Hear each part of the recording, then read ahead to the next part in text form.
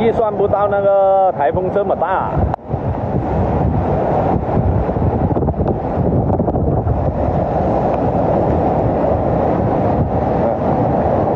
家门口，民宿家门口。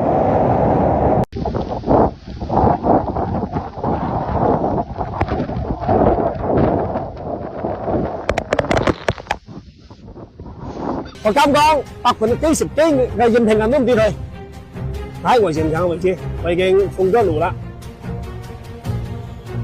我水去到哪程度？去到幾成？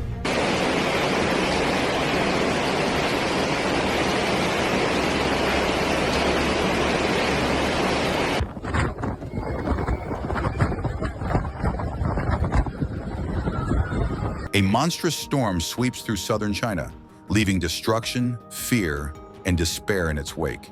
It began as a low-pressure system, swirling quietly in the South China Sea. But in a matter of hours, it gained strength, transformed into Tropical Storm Tapah, and struck the coast of Guangdong province with terrifying force. The people of this region, already familiar with the threat of typhoons, found themselves facing something more violent than most had ever seen.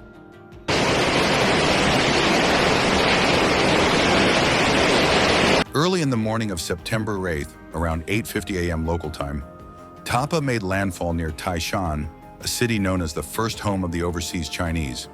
The China Meteorological Administration had warned of the storm's power, but the speed and intensity of Tapah's arrival left little time for preparation. The winds howled like angry beasts, and rain pounded down in relentless torrents. Streets became rivers, and homes that once stood firm began to tremble under the storm's assault.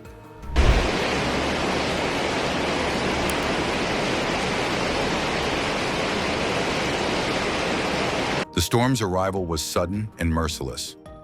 Winds exceeding 108 kilometers per hour, 67 miles per hour, ripped through villages and towns. Roofs were torn away as if paper, trees uprooted and thrown across roads.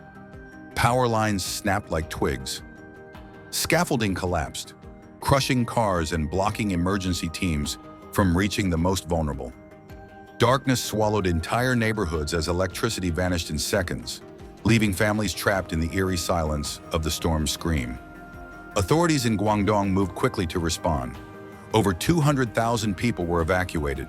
In Taishan alone, more than 120,000 students had their classes suspended, and around 41,000 residents in nearby Jiangmen were forced to leave their homes. The evacuation was chaotic. Parents carried children through chest-deep floodwaters. The elderly were pushed in wheelchairs, their eyes wide with fear as the waters rose. Shelters overflowed as families sought refuge from a storm that seemed determined to destroy everything in its path.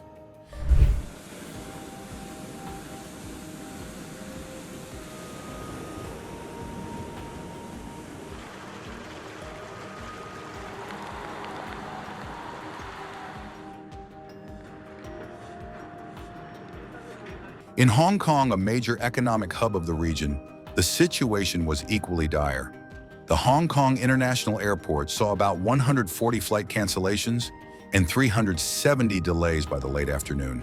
Passengers were stranded, helpless, as strong winds and dangerous crosswinds made air travel impossible.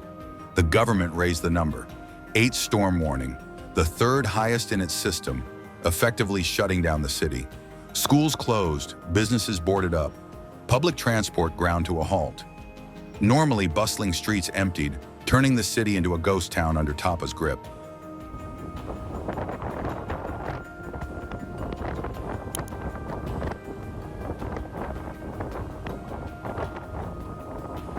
The storm didn't stop at cities. In Guangdong, just west of Hong Kong, 1,785 offshore workers were evacuated from wind platforms, and 2,026 fish farm workers were brought to safety. In Macau, famous for its glimmering casinos, schools, public transport, and taxis shut down, and flights were disrupted.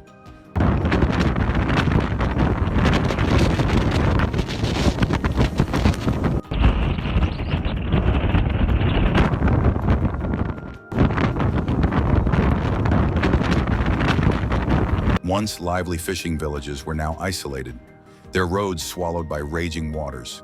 Entire communities waited in silence, some helpless, as homes disappeared beneath the flood.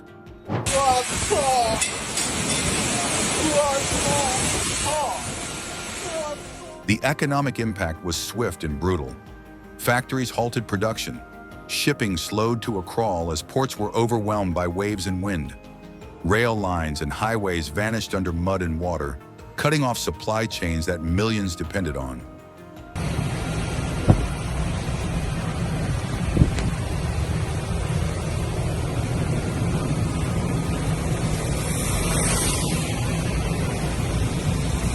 In Taishan, farmers stood amid fields that once held the promise of life and harvest.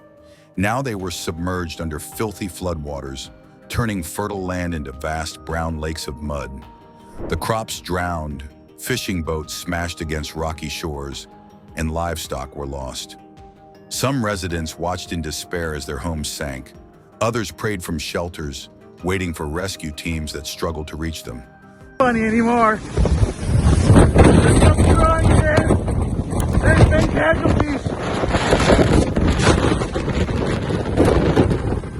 Crazy. The tree's been blown down.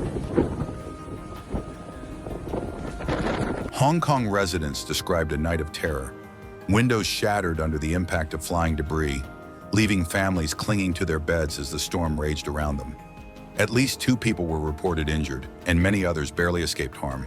In Macau, casino floors were flooded, with memories of rising black water haunting those who once walked its marble halls.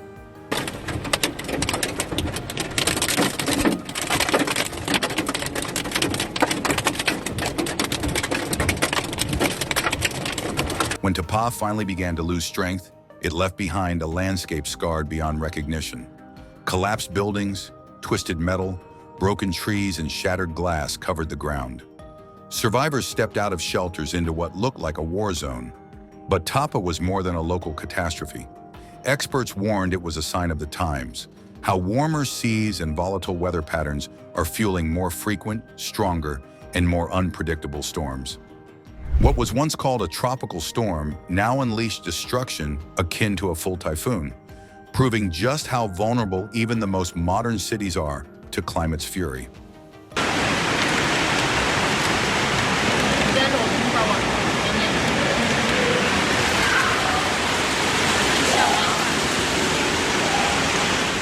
For many, the emotional toll was devastating.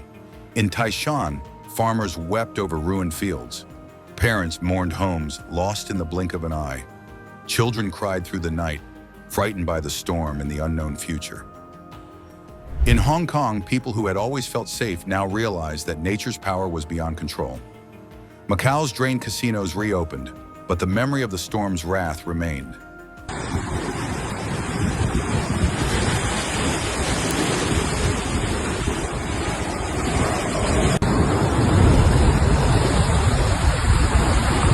As the waters receded and the winds calmed, governments scrambled to repair the damage. Emergency crews worked tirelessly, rebuilding roads, restoring electricity, and providing aid to the displaced. But no amount of effort could erase the memories of that terrifying day.